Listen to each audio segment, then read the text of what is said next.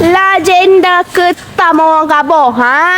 Legenda goma. Ada ke player-player legenda ni?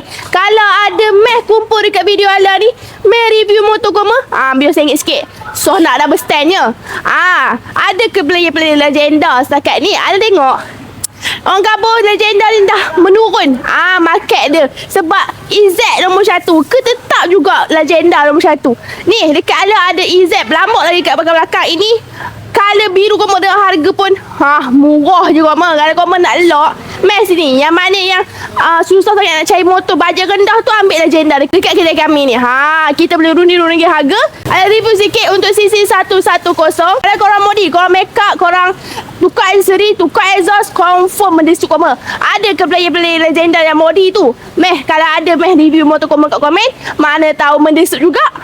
So kalau suka video ala boleh follow ala. Nak review motor apa lagi? Komen dekat bawah. Ingat, cari motor, cari ala yang manis. Bye.